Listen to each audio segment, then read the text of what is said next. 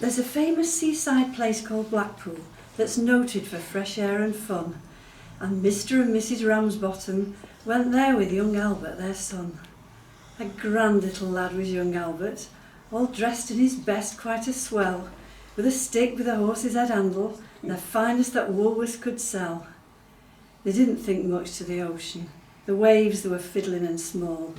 There were no wrecks and nobody drowned. In fact, nothing to laugh at all.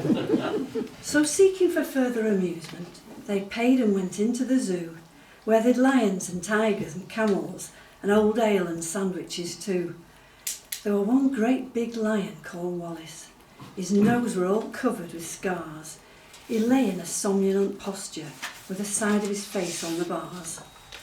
Now Albert had heard about lions, how they was ferocious and wild. To see Wallace lying so peaceful, well, it didn't seem right to the child.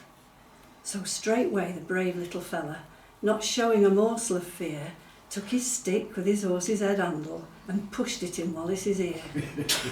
You could see that the lion didn't like it, for giving a kind of a roll, he pulled Albert inside the cage with him and swallowed the little lad whole. Then Pa, who had seen the occurrence and didn't know what to do next, said, "Mother, yon lion's et Albert." And Mother said, "Well, I am vexed."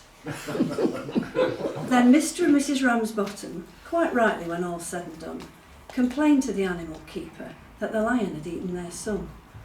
The keeper was quite nice about it. He said, "What a nasty mishap. Are you sure that it's your boy he's eaten?" Pa said, "Am I sure? There's his cap." The manager had to be sent for. He came and he said, "What's to do?" Pa said, "Yon lion's et Albert, and him in his Sunday clothes too." Then Mother said, "Right's right, young fella. I think it's a shame and a sin for a lion to go and eat Albert, and after we've paid to come in." The manager wanted no trouble. He took out his purse right away. "How much to settle the matter?" And Pa said, "What do you usually pay?" But Mother had turned a bit awkward when she thought where her Albert had gone. She said, "No, someone's got to be summonsed." So that was decided upon. Then off they went to the police station in front of the magistrate chap. They told him what had happened to Albert and proved it by showing his cap. The magistrate gave his opinion that no one was really to blame, and he said that he hoped the Ramsbottoms would have further sons to their name. At that, Mother got proper blazing. "And thank you, sir, kindly," said she.